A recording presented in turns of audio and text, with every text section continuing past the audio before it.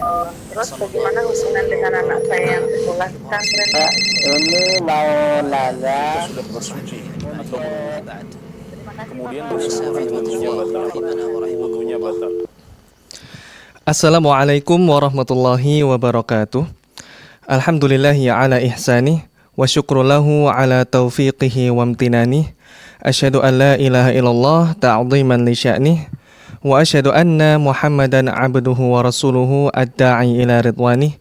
Salawatullahu alaihi wa man sara ala nahjihi amma ba'd. Senang sekali bisa bertemu dengan Anda, para pemirsa Fatwa TV dan juga pendengar Fatwa TV dimanapun Anda berada, pada kesempatan yang mulia ini, yaitu di program kesayangan kita semuanya, yaitu program live interaktif Hidup Indah dengan Sunnah yang dibina secara langsung oleh guru kita, Ustadz Dr. MH Hasan Ayatullah, hafizahullah ta'ala, yang dimana beliau merupakan anggota dari Dewan Fatwa Perhimpunan Al-Irsyad. Para pemirsa dan juga pendengar Fatwa TV dimanapun Anda berada, insya Allah dalam 1 jam ke depan kami akan menemani Anda semuanya untuk mentadaburi dan juga untuk belajar tentang agama dan juga terkhususnya hidup indah dengan sunnah atau sunnah-sunnah Nabi Muhammad SAW. Yang dimana insya Allah akan disampaikan secara langsung oleh guru kita Ustadz Dr.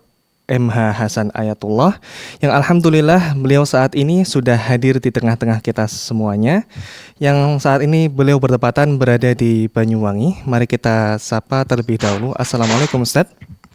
Waalaikumsalam warahmatullahi wabarakatuh. Ahlan wa sahlan. Masya Allah, ahlan wa sahlan Ustadz. Gimana kabarnya Ustadz? Alhamdulillah, bkhair. Gimana antum? Mudah-mudahan antum dan semua pemirsa demikian. Barakallahu fiikum. Masya Allah, barakallahu Ustaz. Semoga antum juga senantiasa dalam kesehatan dan juga Allah menjaga antum semuanya Ustaz. Amin ya. Amin, amin wa iyyakum. Masya Allah. Banyuwangi cerah Ustaz atau bagaimana? Alhamdulillah. Alhamdulillah, Masya Allah. Jazakumullah khairan Ustaz. Jazakumullah khair. Masya Allah. Baik, para pemirsa dan juga pendengar Fatwa TV dimanapun Anda berada, tak lupa kami mengucapkan ahlan wa sahlan wa marhaban bikum kepada Anda semuanya, para pemirsa ataupun para pendengar yang senantiasa mendengarkan acara live interaktif ini melalui radio-radio yang sudah tergabung di dalam RTVC. Di antaranya adalah Radio Sahabat Tegal, kemudian ada Radio MD FM Probolinggo, kemudian ada Radio Sago FM Sumbar, kemudian ada Radio Al-Hikmah Banyuwangi, dan juga ada Radio Tuah FM Riau, dan yang terakhir ada Radio Mas FM Sragen. Untuk karenanya kami mengucapkan ahlan wa sahlan wa jazakumullahu khairan atas partisipasi Anda semuanya yang berkenan untuk menyaksikan live interaktif kami hingga akhir nanti. Dan kami juga mempersilahkan kepada para seluruh pemirsa dan juga pendengar Fatwa TV yang ingin bertanya secara langsung mengenai tema hidup indah dengan sunnah yang akan diampu oleh Ustadz kita, Ustadz MH Hasan Ayatullah. Maka kami persilahkan untuk bertanya melalui 2 cara. Adapun cara yang pertama adalah bisa melalui telepon WA kami di nomor 0821 706087, atau bisa juga melalui layanan WhatsApp kami 0331 5446087. Kami ulangi sekali lagi. Untuk layanan telepon satelit kami di 0331 5446087. Para pemirsa dan juga pendengar Fatwa TV dimanapun Anda berada, alangkah baiknya sebelum kita memasuki sesi tanya jawab, maka kita akan mendengarkan nasihat indah terlebih dahulu dari guru kita, yaitu Ustadz Dr. MH Hasan Ayatullah, hafizahullah ta'ala. Tafadhol Ustadz. Baik, jazakumullah khair. Wa iyyakum. Bismillahirrahmanirrahim. Alhamdulillahi rabbil alamin. Wa sallallahu wa sallama wa baraka ala abdihi wa rasulihi nabiyyina Muhammad wa ala alihi wa sahabatihi wa tabi'in wa man tabi'ahum bi ihsanin ila yaumiddin. Amma ba'd, kaum muslimin dan muslimat, pemirsa Fatwa TV rahimana wa rahimakumullah. Disebutkan dalam Sahih Muslim, Nabi sallallahu alaihi wasallam arsala rajulan ala sariyah. Nabi sallallahu alaihi wasallam mengutus seorang menjadi panglima perang. di satu pertempuran yang tidak diikuti oleh Nabi sallallahu alaihi wasallam. Fakana yaqra'u li ashabihi fi salatihim fayakhtimu biqul huwallahu ahad. Maka ketika dia memimpin salat sebagai panglima dan ketika salat berjamaah, beliau ini sering menjadi imam salat juga. Maka bacaan yang selalu dibaca, membaca surat ditambah dengan surat Al-Ikhlas. Falamma raja'u dzakaru dzalika li Rasulillah sallallahu alaihi wasallam.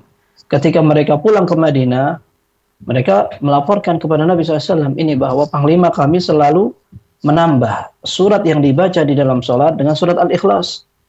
Maka Rasulullah sallallahu alaihi wasallam bersabda, "Saluh li ayyi syai'in yasna'u dzalik." Coba kalian tanya, kenapa dia selalu melakukan itu? Fasa'aluh, maka mereka bertanya. Faqala li annaha sifatur rahman fa ana uhibbu an aqra'a biha. Karena surat Al-Ikhlas adalah surat yang memuat sifat Allah Subhanahu wa taala, maka aku suka sekali untuk membacanya. Maka Nabi sallallahu alaihi wasallam menyatakan, fa akhbiruhu anna Allah azza wa jalla yuhibbu. Kalau begitu beritahu dia bahwa Allah Subhanahu wa taala mencintai dia. Ini dalam Sahih Muslim dan dalam Sahih Bukhari ada kasus serupa. Ada seorang dari kalangan Ansar, kana ya ummu fi Quba li ashabihi. Dia selalu menjadi imam di Masjid Quba. Setiap dia membaca surat, dia mengawali dengan Al-Ikhlas. Kalau tadi disebutkan, dia membaca surat diakhiri dengan Al-Ikhlas. Nah, ini kebalikannya. Dia selalu membaca surat Al-Ikhlas, kemudian ditambahi dengan surat lain yang memang dia ingin baca. Maka para sahabatnya protes. Mereka mengatakan, fa innaka la taftatihu suratan illa an taqra'a biha wa thumma la tara annaha tujzi'uka illa an taqra'a biha. Kamu merasa bacaan kamu tidak sah sampai kamu baca surat Al-Ikhlas. Fa imma an taqra'a biha wa imma an tad'aha wa taqra'a ghairaha. Kamu merasa ini harus engkau baca. Mestinya kalau enggak kamu baca ini saja atau baca yang lain, tidak harus dikumpulkan dua surat begitu. Maka dia mengatakan, ma ana bitarikiha. Aku enggak mau tinggalkan. In ahbabtum an aqra'a biha wa in karihtum fa ana atrukukum. Kalau kalian mau, aku akan baca setiap surat dengan diawali surat Al-Ikhlas. Kalau kalian enggak suka, ya sudah, pilih imam yang lain. Wa kanu yarawnahu min afdalihim. Mereka menyangka atau mereka menilai orang ini paling afdal di antara mereka. Wala ya ummuhum ghairuhum. Mereka tidak pengen ada imam lain yang memimpin salat mereka. Tapi ketika Nabi SAW datang, mereka laporkan. Maka Nabi SAW menyatakan, apa yang membuat kamu ngotot untuk selalu membaca surat Al-Ikhlas? Maka dia mengatakan, li'anni uhibbuha. Aku suka banget dengan surat Al-Ikhlas. Maka Nabi SAW menyatakan, hubbuka iyyaha adkhalakal jannah. Kecintaan kamu terhadap surat Al-Ikhlas membuat kamu masuk ke dalam surga. Kaum muslimin, sahabat yang memahami Al-Quran, menghayati dan merasa dia sedang bercengkrama dengan makna yang terkandung di dalamnya, akan bisa membuat dia menikmati dan cinta. Cinta kepada Al-Quran karena cinta terhadap apa yang ada pada isinya, karena itu adalah kalamullah subhanahu wa ta'ala. Ramadan sebentar lagi. Dan Ramadan merupakan bulan Al-Quran. Orang yang paling bahagia adalah orang yang tahu tentang Al-Quran dan isinya. Sehingga dia bisa, selain memaksimalkan bacaan, dia menghayati dan menyelami. Dia bisa berbahagia dengan Al-Qurannya dan tidak terbebani untuk membaca yang panjang. Entah dia mendengarkan suara imam atau dia sendiri membaca Al-Quran. Bahkan dia bersemangat untuk tambah semakin banyak dan semakin mendalami kandungan maknanya. Maka kita ingin berbahagia bersama mereka. Kita ingin menjalankan Ramadan di tahun ini. Semoga Allah Azza wa Jalla menyampaikan umur kita dan kita bisa memanfaatkan Ramadan lebih baik dari tahun-tahun sebelumnya. Barakallahu fiikum. Baik, Masya Allah, jazakumullah khairan Ustaz atas pemaparan materinya. Dan semoga Allah SWT menyampaikan kita semuanya dengan bulan yang mulia yang kita nantikan semuanya. Dan ini merupakan perbedaan yang sangat mencolok ya Ustaz ya, di antara kita dengan para sahabat. Para sahabat mencintai ayat-ayat pendek karena mereka paham, namun kita mencintai karena memang ringkas saja Ustaz. Masya Allah. Allahu Akbar. Masya Allah, barakallahu fikum Ustaz. Baik, kami izin Ustadz untuk melanjutkan ke pertanyaan. Dan ini sudah ada dari Bapak Soleh Haji dari Bengkulu. Assalamualaikum, Fatwa TV. Waalaikumsalam warahmatullahi wabarakatuh. Baik, silakan Bapak pertanyaannya. Ya, baik. Assalamualaikum warahmatullahi wabarakatuh, Ustadz. Waalaikumsalam warahmatullahi wabarakatuh. Ya, Ustadz, bagaimana caranya agar semua aktivitas yang kita lakukan itu dalam kehidupan sehari-hari bernilai ibadah? Nah, kemudian pertanyaan berikutnya, Ustadz, tentang wirid, baca Al-Quran maupun wirid yang dirutinkan pada malam hari, Ustadz. Itu seperti apa, Ustadz? Jadi baca Al-Quran atau wirid yang dirutinkan untuk dibaca setiap malam, apakah ada atau tidak? Itu aja, Ustadz. Jazakumullah khairan, barakallahu fikum. Wassalamualaikum warahmatullahi wabarakatuh. Waalaikumsalam warahmatullahi wabarakatuh. Ahlan wa sahlan Pak Soleh, barakallahu fikum. Iya, memang di dalam aktivitas harian, selain ibadah mahdhah seperti salat, puasa, zikir, dan lainnya, ini sudah menjadi ibadah dan sudah sepantasnya kita selalu melaksanakannya dengan istihdharun niyah atau menghadirkan niat. Adapun aktivitas lainnya, jika seandainya aktivitas itu bisa mendukung untuk ibadah, seperti seorang menggunakan fasilitas duniawi, menggunakan kendaraan untuk menuju ke masjid, kemudian menggunakan fasilitas komunikasi untuk mendengarkan ceramah, semoga Allah Azza wa Jalla jadikan itu sebagai pahala karena itu alat dan wasilah untuk mendapatkan ibadah lainnya. Ya, menggunakan HP mubah, akan tetapi ketika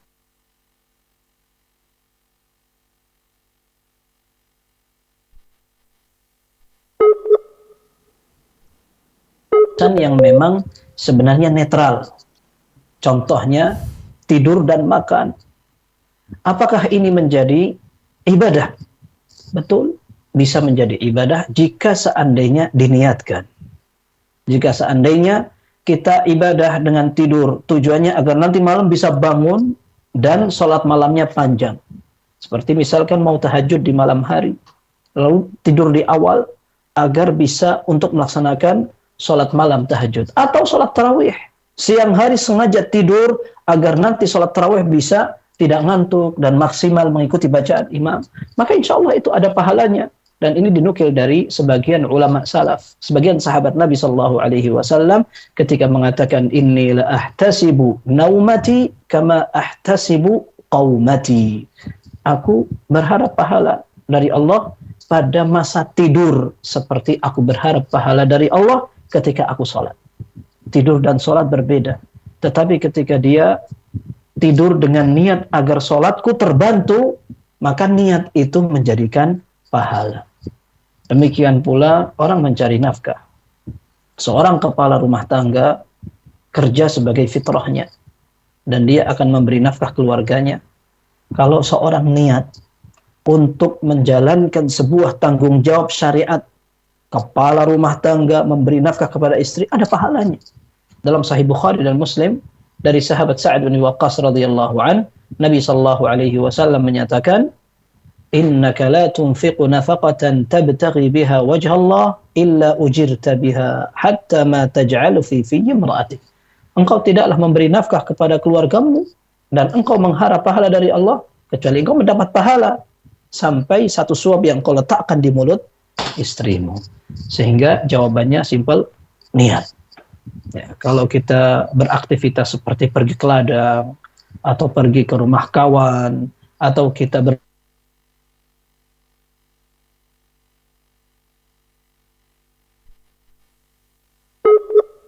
niatnya untuk berdakwah, maka insya Allah ada pahalanya biidznillah azza wa jalla.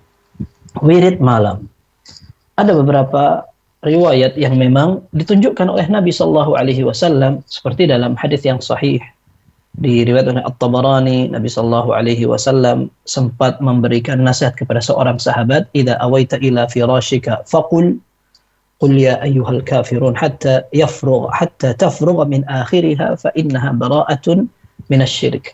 Apabila kamu mau tidur, bacalah surat Al-Kafirun sampai selesai, karena surat Al-Kafirun merupakan sebuah pengumuman, aku berlepas diri dari kesyirikan.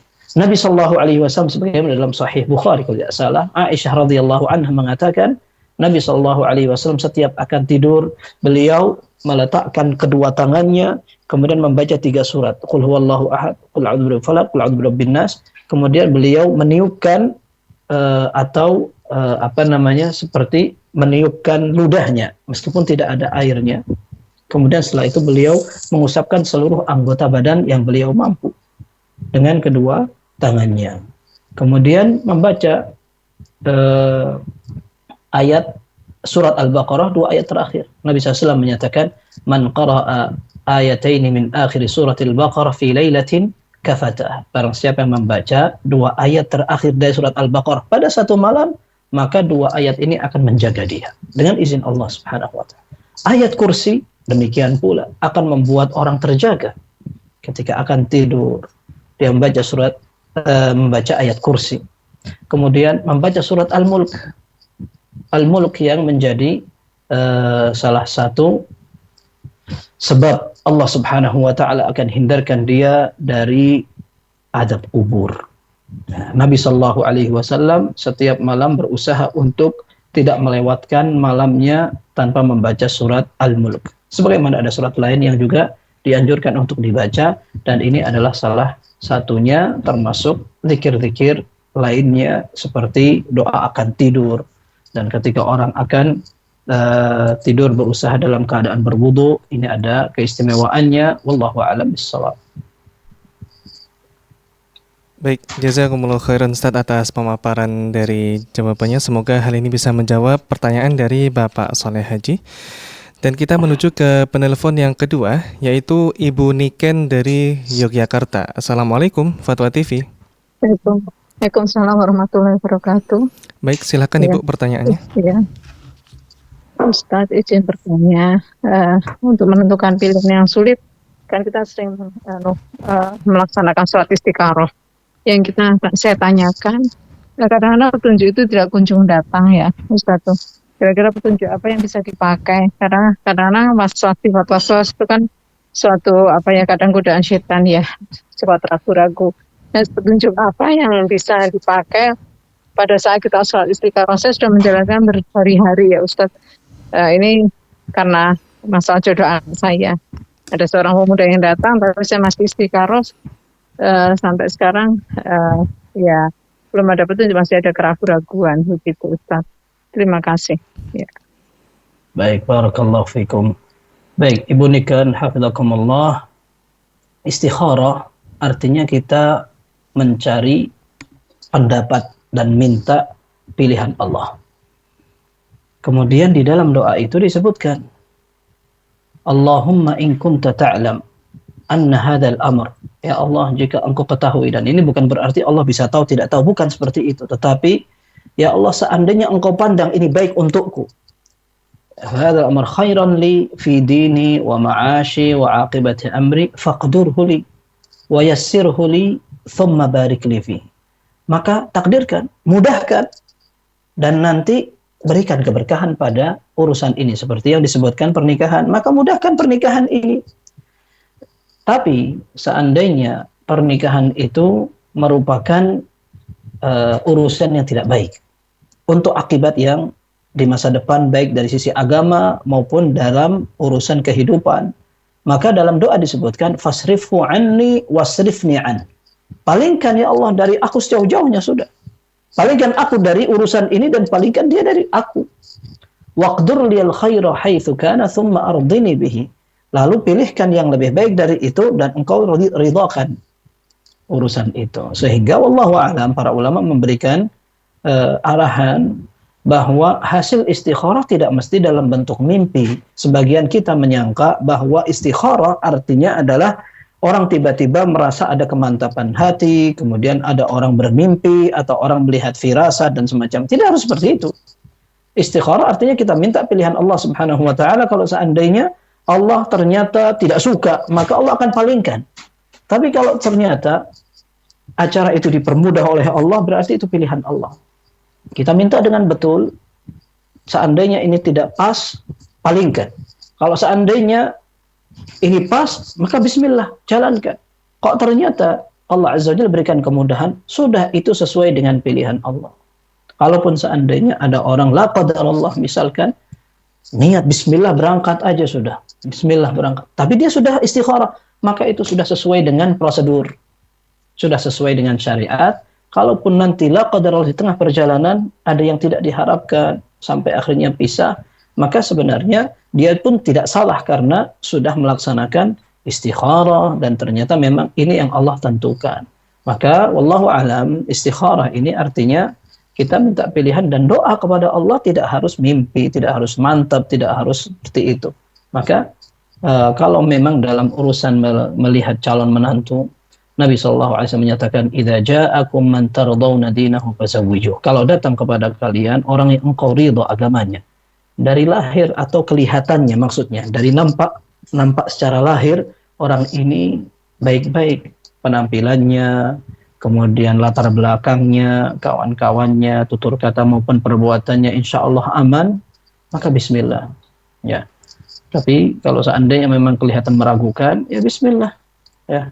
Orang juga berhak untuk menentukan pilihan menolak atau menerima.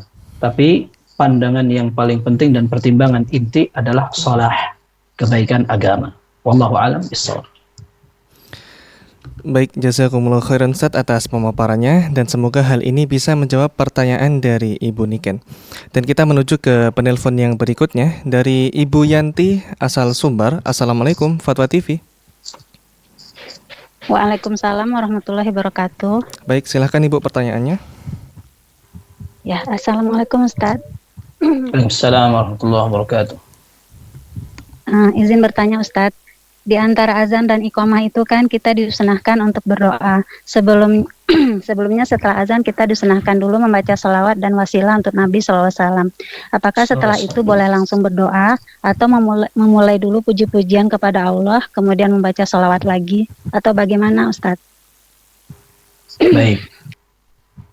Memang para ulama mengatakan di antara doa yang disesuaikan dengan adabnya adalah memulai dengan pujian kepada Allah, kemudian bersalat kepada Nabi Sallallahu Alaihi Wasallam. Kalau seandainya ada orang yang ingin berdoa antara azan dan iqamah, maka dia mulai dengan itu. Dia mulai dengan Alhamdulillahirabbil alamin, hamdan katsiran thayyiban mubarakan fi, dan seterusnya. Dan itu cukup menjadi pujian kepada Allah, kemudian bersalawat, setelah itu berdoa. Adapun doa setelah azan, Allahumma rabb hadhihi ad-da'wati at-tammah was-salati al-qa'imah ati Muhammadan wasilata al-fadilah, maka dia baca langsung. Dia baca langsung itu.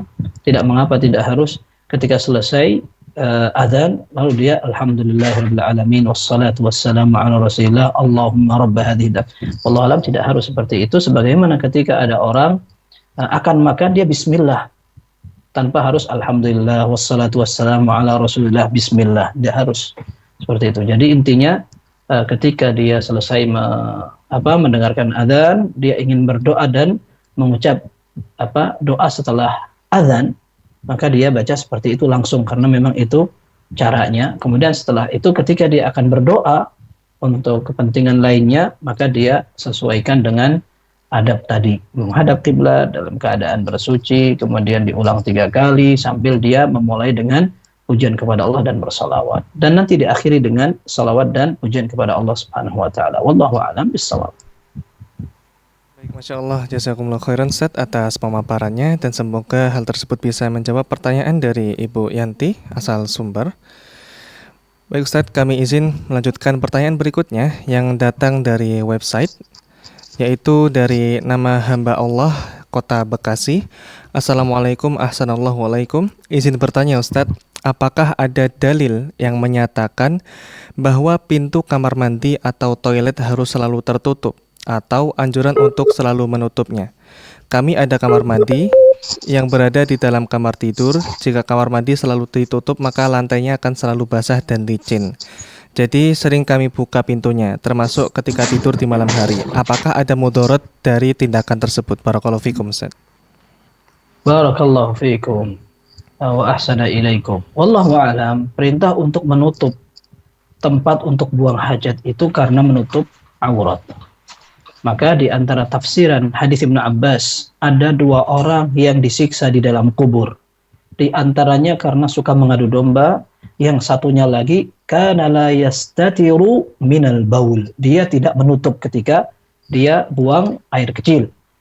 Tafsiran para ulama, ketika dia kencing, dia tidak berhati-hati dengan tempat yang dia pakai untuk kencing sehingga air itu bisa nyiprat ke badannya.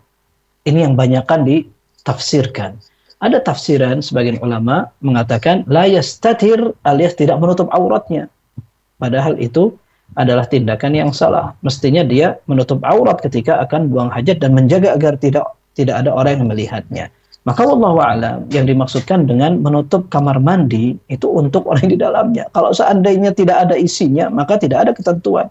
Masalah teknis ini sopan atau tidak, kemudian sesuai dengan kebiasaan masyarakat atau tidak. Saya pernah mendengar ada tradisi sebagian orang, kamar mandi tidak pantas jika pintunya berhadapan dengan ruang tengah, pantasnya dia di belakang. Ini kan kebiasaan dan tidak masuk dalam pembahasan syariat. Dan teknis yang tadi ditanyakan untuk membiarkan lantainya kering karena ada hawa yang keluar masuk, insya Allah tidak bertentangan dengan syariat, maka tidak mengapa. Yang terpenting ketika menutup itu karena untuk menutup aurat. Barakallahu fiikum. Baik, jazakumullah khairan, Ustaz. Semoga pertanyaan ini bisa menjawab penanya dari website, dan kami melanjutkan ke penanya dari telepon dari Bapak Hamba Allah asal Jawa Barat. Assalamualaikum Fatwa TV. Waalaikumsalam warahmatullahi wabarakatuh. Baik, silahkan Bapak pertanyaannya. Assalamualaikum Ustaz. Waalaikumsalam warahmatullahi wabarakatuh. Izin bertanya Ustaz, mengenai bab sholat jenazah Ustaz, apakah sebelum kita takbir sholat jenazah itu Ustaz, dan setelah sholat jenazah itu selesai, apakah juga ada baca-bacaan setelah? Afwan, kayaknya suaranya sempat terputus ya. Tadi bagaimana sebelum takbir? Mungkin bisa diulangi dari awal Bapak pertanyaannya. Sebelum takbir, apakah ada bacaan-bacaan tertentu sebelum kita mengangkat takbir Ustaz? Baik. Nah, lalu berikutnya setelah salam, apakah ada juga bacaan? Atau seperti baca surat Al-Baqarah di akhirnya, diawali dengan Fatihah, dan lalu berikutnya Yasin, lalu jemaah yang setelah sholat tersebut lalu membubarkan diri seperti itu Ustaz. Baik. Barakallahu fiik. Jawabannya, Nabi SAW beberapa kali melaksanakan sholat jenazah. Di antaranya adalah hadis Abu Hurairah radhiyallahu an. Nabi SAW berdoa dengan doa yang panjang. Allahumma Allahumma ighfir lahu warhamhu wa'afihi wa'fu anhu wa akrim nuzulahu wa wasi' madkhalahu waghsilhu bil ma'i wal thalji wal barad wa naqqihi minal khataaya kama yunqqa ath-thawb al-abyad min ad-danas wa abdilhu daran khairan min darihi wa ahlan khairan min ahlihi wa zawjan khairan min zawjihi wa adkhilhu al-jannata wa'idhu min 'adzabil qabri wa 'adzabin nar. Sampai sahabat yang meriwayatkan mengatakan, hatta tamannaitu anni akunu dzalikal mayyit. Aku sampai berharap seandainya aku yang mati posisinya yang disolatkan oleh Nabi sallallahu alaihi wasallam. Karena yang pertama doanya lengkap dan istimewa. Yang kedua Nabi SAW yang memanjatkan. Begitu. Kemudian ada riwayat lain, Nabi sallallahu alaihi wasallam berdoa dengan doa lainnya. Allahumma ighfir li hayyina wa mayyitina wa syahidina wa ghaibina wa saghirina wa kabirina wa dhakarina wa unthana. Allahumma man ahyaytahu minna fa ahyihi 'ala al-islam wa man tawaffaytahu minna fa tawaffahu 'ala al-iman. Allahumma la tahrimna ajrah wa la tudhillana ba'dah. Nah, ini semua menunjukkan bahwa doa-doa ini dianjurkan. Tapi kapan? Tempatnya di dalam sholat ketika setelah takbir ketiga. Adapun takbir pertama Al-Fatihah, takbir kedua sholawat, takbir keempat kalau seandainya seorang akan menambah dengan doa singkat, wallahu alam, sebagian ulama memandang boleh. Tapi kalau seandainya tidak, maka hukum asalnya setelah takbir keempat langsung salam. Seperti itu. Adapun setelah salam dan sebelumnya, maka Nabi SAW tidak pernah dinukil dari beliau bacaan tertentu, pengumuman tertentu, kemudian ritual tertentu. Maka sebaik-baik yang kita contoh adalah perbuatan beliau dan para sahabatnya yang paling paham. Sehingga kalau kita menghendaki kebaikan kepada jenazah agar pahala ini sampai, kemudian kita berharap pahala kita kena dan bermanfaat untuk yang kita sayangi dari jenazah tersebut, maka kita akan semangat untuk mengikuti yang dicontohkan Nabi SAW. Saya yakin sesayang-sayang kita kepada tetangga, keluarga, kerabat yang meninggal, tidak lebih sayang dari Nabi SAW kepada umatnya. Kalau seandainya itu bermanfaat, Nabi SAW akan kerjakan. Kalau seandainya tidak, berarti itu memang tidak ada tuntunannya. Wa khairul hadi hadi Muhammadin sallallahu alaihi wasallam. Sebaik-baik petunjuk adalah petunjuk Nabi sallallahu alaihi wasallam. Barakallahu fiikum. Baik, jazakumullahu khairan Ustaz atas pemaparan dari pertanyaan yang diajukan oleh Bapak hamba Allah, dan semoga hal ini bisa menjawab pertanyaan beliau. Dan kita menuju ke Ibu Yanti dari Sumbar. Assalamualaikum Fatwa TV.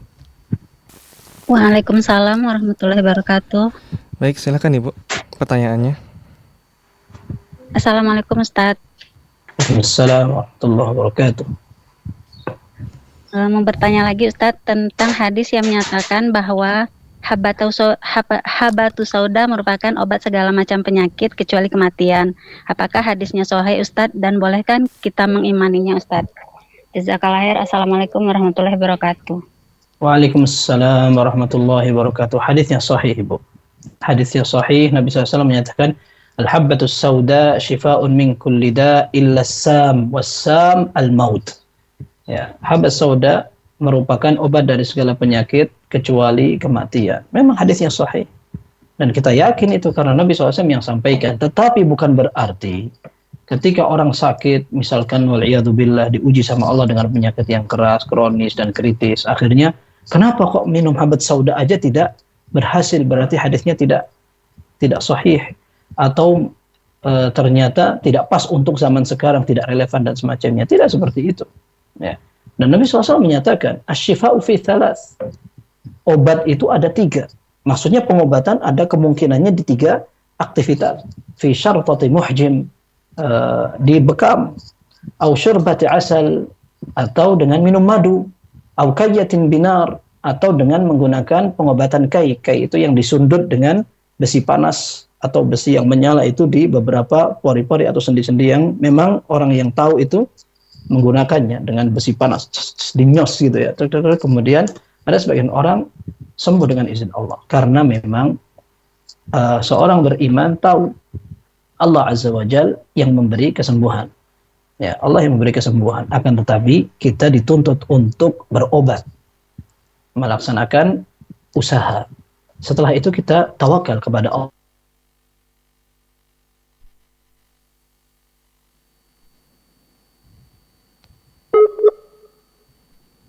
Allah lam yunzil da'an illa anzala ma'ahu shifa. Allah tidak menurunkan satu penyakit kecuali Allah Azza wa Jal menurunkan obat. Oleh karenanya kita yakini itu benar, tetapi hasilnya tetap semuanya kembali kepada Allah Subhanahu wa taala. Wallahu a'lam bishawab. Baik, jazakumullah khairan Ustaz atas pemaparannya, dan semoga hal tersebut bisa menjawab pertanyaan dari Ibu Yanti. Dan kita menuju ke pertanyaan dari website Ustaz. atas nama Zul dari Sulawesi Selatan. Assalamualaikum Ustadz. Apakah sah sholat jika celana lupa ditutup caspernya? Namun afwan, masih sebagian aurat ditutupi kain celana dalam dan baju agak panjang. Hanya saja ketika sujud mungkin tersingkap dari bawah bagian pusar yang tidak tertutupi celana dalam boxer. Baru tahu setelah selesai sholat saat berdiri keluar masjid. Apakah perlu diulang atau sudah sah sholatnya Ustaz? Barakallahu fikum. Wabarakatuh. Baik, yang pertama, ana tidak terlalu paham gambarannya bagaimana. Tetapi yang disarankan oleh para ulama dalam buku fikih seperti Ibnu Qudamah dalam kitab Al-Mughni, beliau mengatakan bahwa aurat itu seandainya tersingkap karena tidak sengaja dan dalam waktu yang singkat, lalu dia cepat-cepat menutup, maka tidak mengapa dan sah-sah saja sholatnya. Sebagian ulama mengatakan kalau aurat yang tersingkap adalah aurat yang berat, alias yang tersingkap adalah aurat yang paling harus ditutupi. Tapi dia memang tidak sengaja dan langsung ditutup, maka insya Allah pun tidak mengapa. Tapi kalau seandainya sampai lama, maka para fuqaha mengatakan bahwa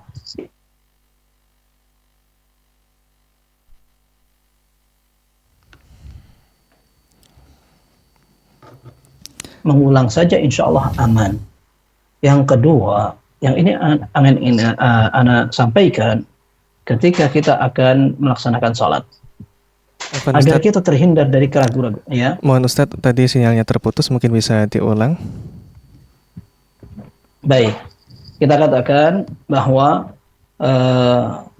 ketika seorang sholat, para ulama dalam buku fikih mengatakan aurat itu harus ditutup. Kalau seandainya tersingkap sebentar, maka tidak mengapa dan tidak akan mengganggu keabsahan sholat. Kalau seandainya tersingkapnya sebentar sekali, lalu dia langsung tutup dan tidak sengaja pula. Tapi kalau seandainya kesengajaannya memang ada atau dia biarkan saja, maka dia bisa batal sholatnya. Atau yang tersingkap adalah aurat yang berat. Dikatakan al-aurah al-mughalladhah, aurat yang memang wajib sekali untuk ditutupi karena itu paling aurat gitu. Makanya seperti ini bisa mengganggu keabsahan sholat. Intinya, kalau aurat itu tidak sengaja, kemudian dalam kondisi waktu yang cepat dan langsung ditutupi, maka ini tidak mengapa. Tetapi kalau seandainya aurat ini tersingkap, kemudian lama waktunya, maka lebih baik ditunda, diulang saja sholatnya. Ini jawabannya. Kemudian kita sarankan pula agar kita tidak harus berhadapan dengan realita seperti itu, maka ketika sholat kita memperbaiki pakaian agar tidak membuka kesempatan aurat itu tersingkap. Kalau tidak menggunakan sarung, maka pakailah pakaian yang panjang. Ya, pakaian yang panjang. Sebagian orang mungkin karena modelnya atau suka hobi dan semacamnya, sehingga pakaian itu sempit-sempit. Kemudian sampai, mohon maaf, sampai bagian dalam kadang-kadang terbuka. Ya seperti balapan begitu, baju dalam dan luar. Kenapa harus menggunakan itu? Ini sama juga dengan orang-orang yang tidak laki, tidak perempuan ketika mereka keluar menggunakan pakaian yang mini, kemudian setelah itu mereka ribut untuk menutup. Duduknya susah, dia berusaha agar jangan sampai kelihatan. Kenapa tidak menggunakan pakaian yang lebar?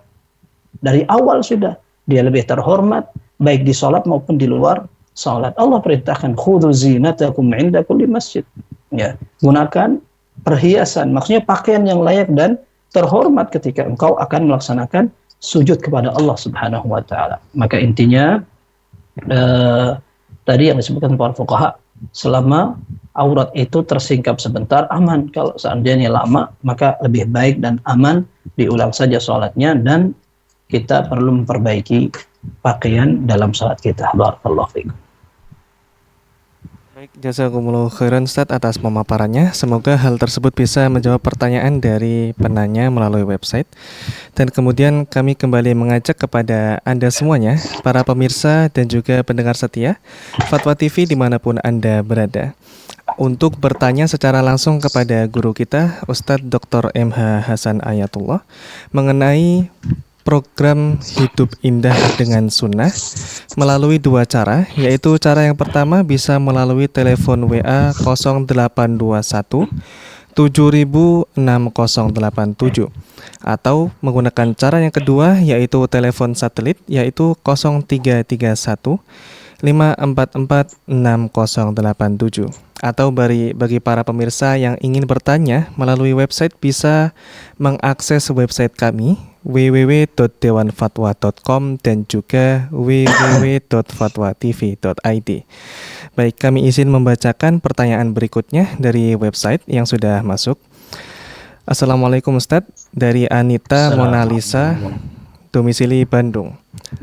Semoga Ustadz dan tim selalu sehat dan berada dalam perlindungan Allah Subhanahu wa taala. Ustadz, saya ingin menanyakan satu, apakah hukumnya makan dengan 2 jari yaitu dari tempol dan juga telunjuk? Kemudian contohnya seperti makan kuaci, kacang dan lain-lain. Bagaimana hukumnya makan menggunakan, dan yang kedua bagaimana hukumnya makan menggunakan sumpit, Ustadz? Barakallahu fikum. Barakallahu fikum. Dua-duanya mubah. Dua-duanya boleh dan tidak berkaitan dengan ibadah. Kalau ada orang yang makan bisa menggunakan 3 jari misalkan, sebagaimana dilihat oleh seorang sahabat namanya Ka'ab bin Malik kalau tidak salah dalam Sahih Muslim, beliau mengatakan, "Ra'aitu Rasulullah sallallahu alaihi wasallam ya'kulu bi 3 asabi' thumma la'iqaha hatta idza faragha la'iqaha." Aku melihat Nabi sallallahu alaihi wasallam makan dengan 3 jari. Disebutkan tafsirannya oleh para ulama, artinya dengan ibu jari, telunjuk dan jari tengah. Nabi SAW menggunakan 3 jari ini. Kurma, kemudian makan dalam riwayat disebutkan kana idza akala at-ta'ama awil idam akala bi 3 asabi'. Beliau kalau makan entah itu makanan yang umum atau bahkan mengambil lauk, maka beliau menggunakan 3 jari ini. Sebagian ulama mengatakan seperti Syekh bin Baz rahimahullah bahwa ini sunnah dan disukai ketika ada orang bisa mengikuti gaya Nabi sallallahu alaihi wasallam. Dan Nabi SAW setelah selesai beliau terbiasa menjilati bekas makanan yang ada di jari-jari ini. Dan Nabi SAW perintahkan itu. Idza faragha ahadukum atau idza akala ahadukum ta'aman fala yaghsil yadayhi hatta yal'aqaha aw yul'iqaha.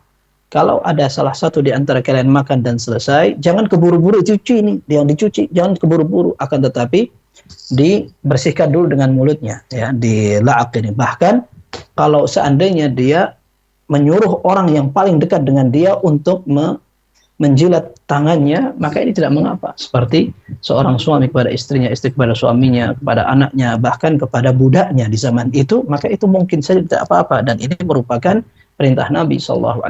Tapi kalau seandainya yang dimakan nasi, kuah dan semacamnya, maka ini sesuai dengan kebutuhan dan kemungkinan. Kalau kuaci mau pakai 2 tangan, tidak masalah. Nah, jawabannya mubah, tidak ada masalah. Menggunakan sumpit, garpu, sendok dan semuanya mubah, tidak mengapa. Tidak ada kaitan dengan hukum yang berkaitan dengan halal haram, wajib atau tidak, semacam itu. Karena ini semua dibutuhkan kaum muslimin. Ini tidak menjadi ciri khas orang kafir sehingga dikatakan tasyabuh dengan orang kafir. Enggak. Ini adalah kebutuhan seluruh masyarakat. Maka kalau ada orang menggunakan sumpit karena kebiasaan atau menggunakan garpu dan sendok, aman-aman saja dan hukumnya mubah. Barakallahu fiikum. Wallahu a'lam bissawab. Jazakumullah khairan Ustaz atas pemaparannya, dan semoga hal tersebut bisa menjawab pertanyaan dari penanya yang sudah bertanya melalui website kita. Dan kemudian melanjutkan ke pertanyaan berikutnya Ustaz dari website lagi, dari Muhammad Aini dari Kabupaten Tabalong, Indonesia. Assalamualaikum Ustaz. Assalamualaikum warahmatullahi wabarakatuh. Bagaimana hukum menolak pemberian dari orang yang ingin merendahkan kita? Barakallahu fikum. Barakallahu fikum. Iya. Hukum asalnya memberi hadiah dan saling bertukar pemberian ini menimbulkan rasa kasih dan cinta.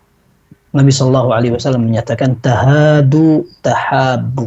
Saling memberikanlah hadiah, niscaya kalian akan saling mencintai. Akan tetapi memang tidak dipungkiri beberapa kondisi dan situasi ternyata hadiah ini menjadi beban. Maka sebagian ulama membolehkan seseorang menolak hadiah kalau misalkan hadiah itu diberikan setelah orang meminta dengan memelas. Akhirnya dikasihkan. Maka ketika akan menerima, dia kalaupun akhirnya menolak tidak apa-apa. Atau sebuah pemberian yang kalau seandainya diterima, maka orang yang menerima kembali seolah-olah dia berhutang jasa, berhutang budi. Ini disebutkan dalam beberapa penjelasan para ulama. Apalagi jika seandainya orang yang memberi mengharap kembali. Nabi SAW mengatakan memang dalam sebuah hadis, "Man sana'a ilaikum ma'rufan fakafi'uh." Ada orang yang berbuat baik kepada kalian, usahakan untuk membalas. Baik, ada orang yang suka kalau dia kasih hadiah, dia pengen dikasih hadiah juga. Dan itu di zaman Nabi SAW. Ada orang yang ini dalam hadis yang sahih, diberi oleh Nabi SAW unta yang banyak setelah dia memberi Nabi SAW unta. Dia kasih Nabi SAW unta, lalu Nabi SAW membalas dengan beberapa ekor unta. Itu pun ternyata dia masih lam yazal sakhiton. Dia seolah-olah masih kurang terima dengan balasan yang diberikan Nabi SAW. Maka Rasulullah SAW menyatakan, "Wadidtu alla aqbala hadiyatan illa munqarasyiyin aw ansariyin aw thaqafiyin aw dausi." Aku berharap seandainya aku tidak menerima hadiah kecuali dari beberapa kalangan saja. Dari beberapa orang seperti orang Quraisy, orang Ansar, orang Thaqafi. Orang Thaqafi itu dari Bani Thaqif, daerah Taif, wallahu a'lam. Kemudian dari Daus. Daus ini kabilahnya Abu Hurairah di Yaman. Jadi mereka ini aku sudah kenal dan aku tahu karakter mereka. Kalau ngasih hadiah aku mau terima mereka. Tapi orang yang lain ini suka kadang-kadang kita nggak ngerti hadiah ini sifatnya bagaimana. Nah artinya kalau ada orang yang punya motif dalam memberikan hadiah, nah berarti tidak apa-apa orang tolak hadiahnya. Pejabat kasih hadiah bawahan, ada apa? Ketika momen hari raya dikasih hadiah, jangan-jangan gitu. Maka tidak mengapa ketika seorang menolak hadiah karena memang ada motif yang dalam tanda kutip perlu diwaspadai. Barakallahu fikum. Baik, Masya Allah, jazakumullah khairan Ustadz atas pemaparannya dan semoga hal ini bisa menjawab pertanyaan dari penanya. Dan kita menuju ke penelpon berikutnya, yaitu Bapak Mahdi dari Aceh. Assalamualaikum, Fatwa TV. Waalaikumsalam. Ya, silakan Bapak pertanyaannya. Assalamualaikum Ustaz. Waalaikumsalam warahmatullahi wabarakatuh. Silakan Pak Mahdi. Saya ingin tanya begini Ustaz. Jadi kadang-kadang kita ini setelah saya mengenal sunnah ini, ada kira-kira berapa tahun ya, lalu melalui tahun 2005. Jadi kadang-kadang kita waktu berjamaah itu ada terbisi dalam hati seperti orang-orang yang membuat bid'ah itu. Tapi saya nggak ikrarkan terbisi, ada rasa benci gitu. Apakah itu termasuk suudon, apa termasuk ghibah itu?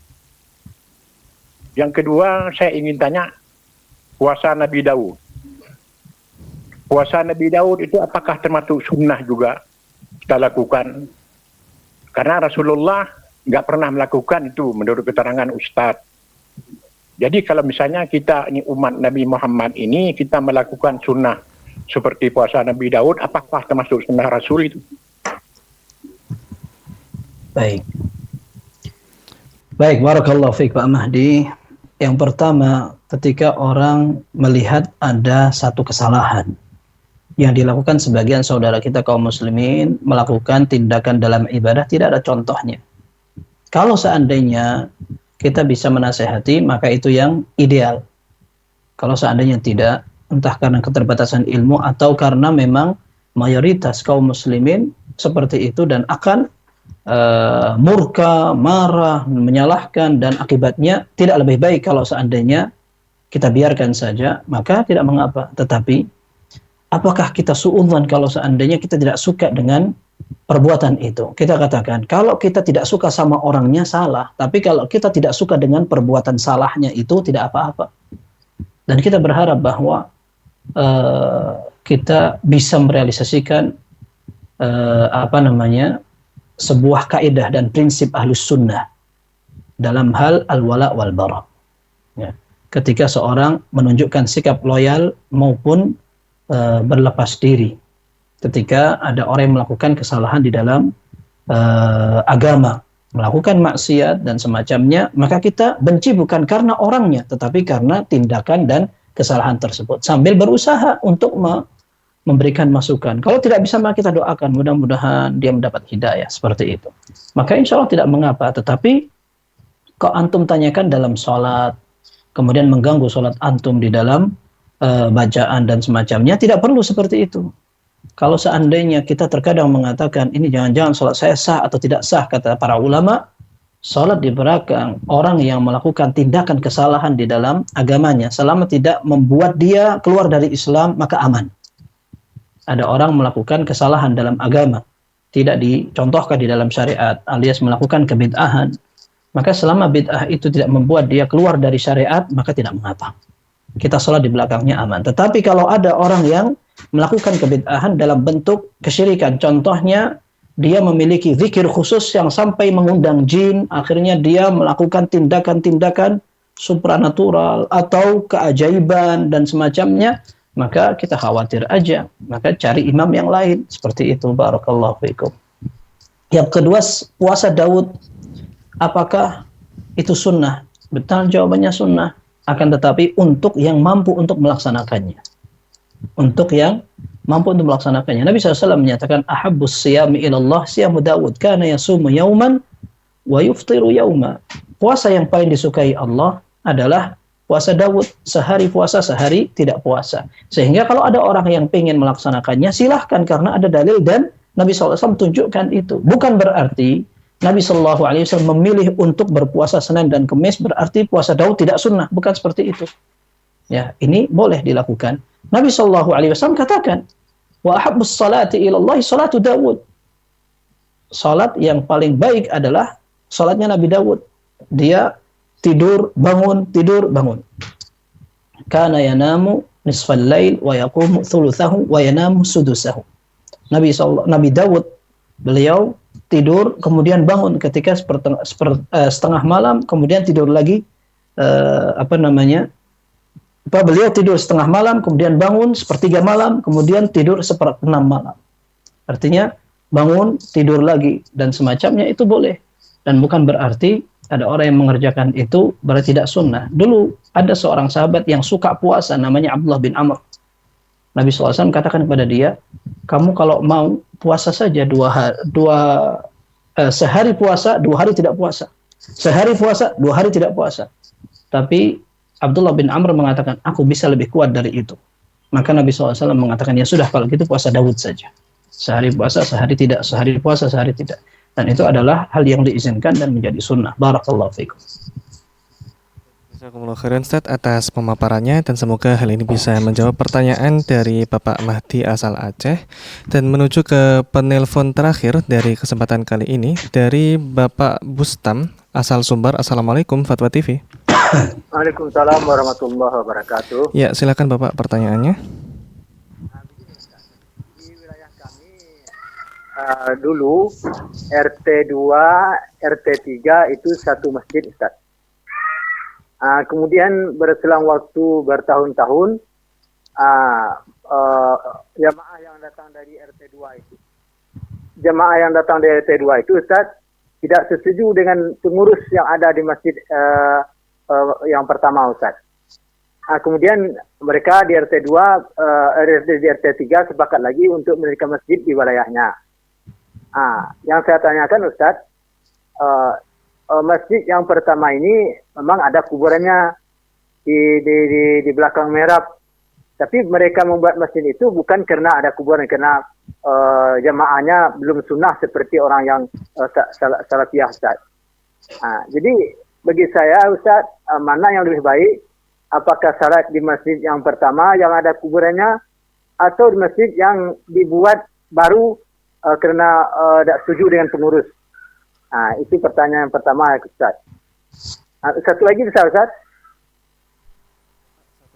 Saja dikarenakan waktunya sangat terbatas. Akhiri Bapak. aja, terima kasih. Baik, terima kasih Bapak. Mohon jawabannya Ustaz. Assalamualaikum warahmatullahi wabarakatuh. Assalamualaikum warahmatullahi wabarakatuh. Barakallahu fikum. Iya, yang pertama kita katakan diharapkan setiap ada ketidaksepahaman diselesaikan dengan baik agar tidak merusak persatuan. Jangan sampai membuat masjid sendiri kemudian jamaah sehingga tidak akur, apalagi terpecah yang satu di sini dan di sana, dan ini akan berimbas pada masa depan. Ya, kalau seandainya masjid tidak ada, maka persatuan atau ketidaksepahaman itu akan larut demi larut hilang dengan berjalannya waktu. Tapi kalau masjidnya sampai ada dua, maka ini akan berlanjut. Maka Syekh Muhammad Shalih Al-Utsaimin rahimahullah mengatakan jangan sampai membuat masjid baru kecuali kalau masjid yang pertama tidak cukup baik. Apalagi jika seandainya penyebabnya adalah masalah teknis aja, jangan berlarut-larut sampai dibawa ke masalah ibadah. Adapun ada kuburan di arah kiblat, ini memang bermasalah. Nabi SAW menyatakan la tusallu ilal kubur, jangan kalian sholat menghadap ke kuburan. Maka ada solusi. Apalagi tadi disebutkan bahwa masjid dibangun bukan karena ada kuburan, karena memang bisa jadi wakafnya di situ. Tapi mudah ada solusinya. Para ulama mengatakan jika seandainya jarak atau ada batas dari masjid dengan kuburan itu dengan dua penghalang aman. Dan dua penghalang bisa berupa dua tembok. Yang satu tembok masjid, yang satu tembok kuburan. Selesai, sudah aman itu. Tidak mengapa. Atau yang satu tembok masjid, yang satu jalan. Baru setelah itu kuburan. Atau satu tembok masjid, kemudian yang satu adalah sungai, lalu kuburan. Maka aman, tidak mengapa. Dan itu agar lebih aman, agar kita terkesan untuk sholat menghadap ke kuburan. Itu diatasi. Setelah itu antum silahkan mau sholat di mana saja, mana yang lebih dekat, dan usahakan tidak membuat jamaah kaum muslimin semakin terpecah. Barakallahu fikum. Baik, Masya Allah, jazakumullah khairan Ustaz atas pemaparan dari pertanyaan terakhir kita. Dan Alhamdulillah ini merupakan pertanyaan terakhir dari sesi kita pada kesempatan kali ini Ustaz. Kami ucapkan jazakumullah khairan wa barakallahu fikum atas kehadiran antum di sini. Dan kami juga ucapkan jazakumullah khairan dan barakallahu fikum kepada seluruh pemirsa yang menyaksikan tayangan live interaktif hingga akhir sesi ini. Dan kami juga mengajak kepada Anda semuanya untuk bisa menyaksikan tayangan live interaktif berikutnya, yaitu Ustadz Erwandi Tarmizi Hafizahullah Ta'ala pada waktu pukul 5 tepat. Dan kemudian kami juga mengajak kepada Anda semuanya, para pemirsa dan juga pendengar Fatwa TV, untuk berta'awun dalam kebaikan yang ingin mendonasikan hartanya, maka bisa melalui rekening yang sudah tercantum pada layar kaca Anda semuanya. Dan juga kami mengucapkan jazakumullah khairan wa barakallahu fikum sekali lagi untuk partisipasinya hingga akhir sesi ini. Kami selaku pembawa acara mewakili seluruh kru yang bertugas pada hari ini mohon pamit undur diri. Jazakumullah khairan. Assalamualaikum warahmatullahi wabarakatuh. Terus bagaimana hubungan dengan anak saya yang sekolah pesantren? Ini mau nanya. Sudah bersuci atau kemudian bersentuhan dengan